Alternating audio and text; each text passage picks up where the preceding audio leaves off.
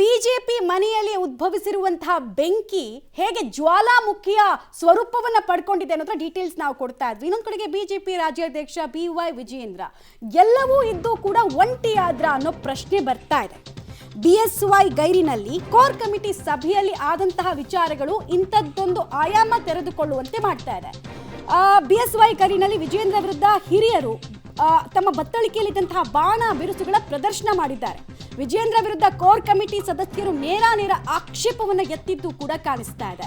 ಹಿರಿಯರ ಅಸಹನೆಯನ್ನ ಗಂಭೀರವಾಗಿ ಹೈಕಮಾಂಡ್ ಪರಿಗಣಿಸುತ್ತಾ ವಿಜಯೇಂದ್ರ ವಿರುದ್ಧದ ಚಾರ್ಜ್ ಶೀಟ್ಗೆ ವರಿಷ್ಠರ ತೀರ್ಮಾನ ಏನಾಗಿರುತ್ತೆ? ಇಷ್ಟು ದಿನ ಏನಿತ್ತು, ವಿಜಯೇಂದ್ರ ಅವ್ರನ್ನ ಚೇಂಜ್ ಮಾಡಿದ್ರೆ ನಮ್ಮ ಆಯ್ಕೆ ನಾವೇ ಪ್ರಶ್ನೆ ಮಾಡ್ಕೊಂಡಂತೆ ಅಂತ ಆಗ್ಬಿಡುತ್ತೆ ಅಂತ ಒಂದು ಜಿಜ್ಞಾಸೆ ಹೈಕಮಾಂಡ್ಗಿತ್ತು.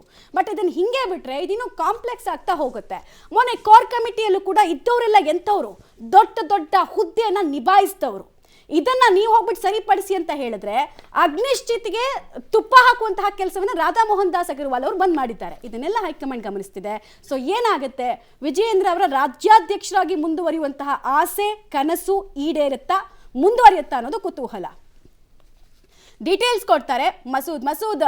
ಇಷ್ಟು ದಿನ ರಾಜ್ಯಾಧ್ಯಕ್ಷರಿಗೆ ಒಂದು ಕಲ್ಪಿತ ಭಾವನೆ ಇತ್ತು, ನಾನು ಎಲ್ಲರ ಆಯ್ಕೆ ಅಂತ. ಬಟ್ ಕೋರ್ ಕಮಿಟಿ ಹಾಗೂ ನಂತರದ ಬೆಳವಣಿಗೆಗಳು ನೋಡಿದ್ರೆ ಅವರು ಎಲ್ಲರ ಆಯ್ಕೆ ಅನ್ನೋದಕ್ಕಿಂತ ಕೆಲವರ ಆಯ್ಕೆ, ಈ ಆಯ್ಕೆ ನಮಗೆ ಒಪ್ಪಿತವಲ್ಲ ಮತ್ತು ಎರಡನೇ ಸ್ತರದ ನಾಯಕರಿಂದ ರಾಜ್ಯ ಬಿಜೆಪಿಯ ಸಮಸ್ಯೆ ಸರಿಪಡಿಸೋಕೆ ಸಾಧ್ಯ ಇಲ್ಲ ಅನ್ನೋದನ್ನ ಬಹಳ ಇಂಪಾರ್ಟೆಂಟ್ ಆಗಿ ಪ್ರಸ್ತುತಪಡಿಸ್ಬಿಟ್ಟಿದ್ದಾರೆ. ಸೊ ಏನಾಗುತ್ತೆ, ವಿಜಯೇಂದ್ರ ಅವರ ಭವಿಷ್ಯ ಏನು, ಹೈಕಮಾಂಡ್ ಇದಕ್ಕೆ ಅರಿಯುವಂತಹ ಮದ್ಯಾವುದು? ಮಮತಾ, ಇಷ್ಟು ದಿನಗಳ ಕಾಲ ಯತ್ನಾಳ್ ಮತ್ತು ರಮೇಶ್ ಜಾರಕಿಹೊಳಿ ಮತ್ತು ಅವರ ತಂಡದ ಸದಸ್ಯರು ಬಹಿರಂಗವಾಗಿ ವಿಜಯೇಂದ್ರ ವಿರುದ್ಧ ಮಾತನಾಡ್ತಿದ್ರು. ಈಗ ತಟಸ್ಥ ಬಣದ ನಾಯಕರು ಅಂತ ಯಾರೆಲ್ಲ ಹಿರಿಯ ನಾಯಕರು ಅಂತ ಗುರುತಿಸ್ಕೊಂಡಿದ್ದಾರೆ ಅವರು ಮುನ್ನೆಲೆಗೆ ಬಂದು ವಿಜಯೇಂದ್ರ ಕಾರ್ಯವೈಖರಿಗೆ ಆಕ್ಷೇಪ ವ್ಯಕ್ತಪಡಿಸಿದ್ದಾರೆ.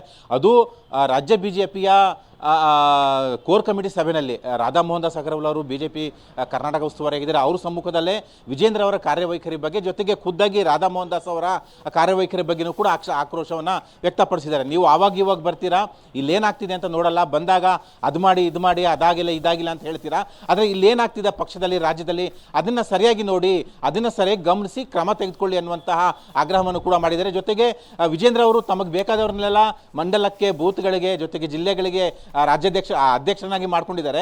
ಇದನ್ನ ಯಾರು ಕೂಡ ಕೇಳೋರಿಲ್ಲ. ಅವರಿಂದಲೇ ಒಂದು ರೀತಿಯಲ್ಲಿ ಗೊಂದಲ ಸೃಷ್ಟಿ ಆಗ್ತಿದೆ ಅನ್ನುವಂಥ ವಿಚಾರದಲ್ಲೂ ಕೂಡ ಮಾತನಾಡಿದ್ದಾರೆ. ಒಂದು, ಯಡಿಯೂರಪ್ಪನವರು ಇರಲಿಲ್ಲ, ಯಡಿಯೂರಪ್ಪನವರು ಇಲ್ಲದೇ ಇದ್ದಾಗ ಇಷ್ಟೆಲ್ಲ ಮಾತಾಡಿದ್ದಾರೆ. ಅಂದರೆ ಇತ್ತೀಚಿನ ವರ್ಷಗಳಲ್ಲಿ ಕೋರ್ ಕಮಿಟಿಗೆ ಯಡಿಯೂರಪ್ಪ ಗೈರಾಗ್ತಿರಲಿಲ್ಲ, ಮೊನ್ನೆ ಅನಾರೋಗ್ಯ ಕಾರಣಕ್ಕಾಗಿ ಗೈರಾದ್ರು. ಅದೇ ಚಾನ್ಸ್ ಅಂತ ಹಿರಿಯ ನಾಯಕರು ಈಗ ಒಂದು ರೀತಿಯಲ್ಲಿ ದೊಡ್ಡ ಮಟ್ಟದಲ್ಲಿ ಆಕ್ರೋಶವನ್ನು ವ್ಯಕ್ತಪಡಿಸಿದ್ದಾರೆ. ಹೈಕಮಾಂಡ್ಗೆ ಇದನ್ನು ಹೇಳಿ ಅನ್ನುವಂಥದ್ದು ಕೂಡ ಒಂದು ರೀತಿಯಲ್ಲಿ ಸಂದೇಶವನ್ನು ರವಾನೆ ಮಾಡಿದ್ದಾರೆ. ಈಗ ರಾಧಾ ಮೋಹನ್ ದಾಸ್ ಅವರು ಏನೆಲ್ಲ ಕೋರ್ ಕಮಿಟಿ ಸಭೆಯಲ್ಲಿ ಅಭಿಪ್ರಾಯ ವ್ಯಕ್ತ ಆಗಿದೆ ಎಲ್ಲವನ್ನೂ ಕೂಡ ಹೈಕಮಾಂಡ್ಗೆ ಸಬ್ಮಿಟ್ ಮಾಡ್ತಾರೆ. ಆದರೆ ಇದರಿಂದ ವಿಜಯೇಂದ್ರ ಅವರ ಸ್ಥಾನಕ್ಕೆ ಧಕ್ಕೆ ಬರುತ್ತಾ ಅನ್ನುವಂಥದ್ದು ಬಹಳ ಕುತೂಹಲ ಮೂಡಿಸಿದೆ.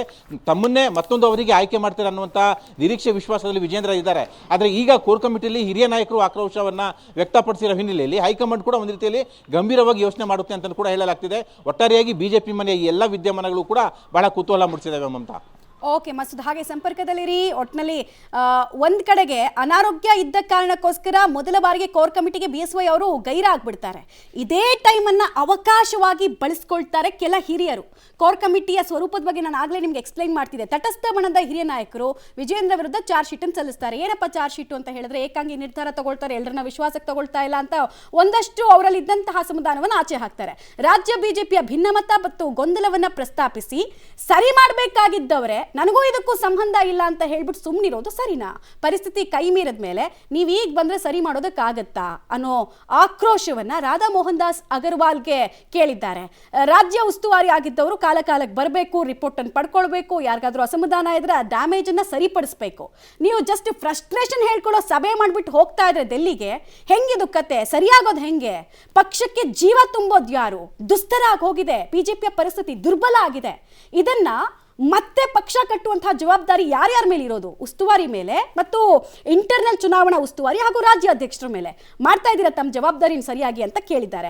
ಹಾಗೆ ಹಿರಿಯ ನಾಯಕ DV ಸದಾನಂದ ಗೌಡರು ಕೂಡ ಒಂದಷ್ಟು ವಿಚಾರಗಳನ್ನು ಪ್ರಸ್ತಾಪ ಮಾಡಿದ್ರು ಕೋರ್ ಕಮಿಟಿಯಲ್ಲಿ ಅಂತ ಹೇಳಲಾಗ್ತಾ ಇದೆ. ವಿಜಯೇಂದ್ರ ಒಂದು ವಿಚಾರದಲ್ಲಿ ಗೊಂದಲವನ್ನ ಸೃಷ್ಟಿ ಮಾಡ್ತಾ ಇದ್ದಾರೆ. ಪಕ್ಷದಲ್ಲಿ ತಳಮಟ್ಟದಿಂದ ಎಲ್ಲವನ್ನ ಸರಿ ಮಾಡಬೇಕು ಅಂತ ಕೂಡ DV ಸದಾನಂದ ಗೌಡರು ಬೇಸರವನ್ನು ವ್ಯಕ್ತಪಡಿಸಿದ್ದಾರೆ. ಇತರ ತುಂಬಾ ಜನ ಬೇಸರವನ್ನು ವ್ಯಕ್ತಪಡಿಸಿದ್ದಾರೆ.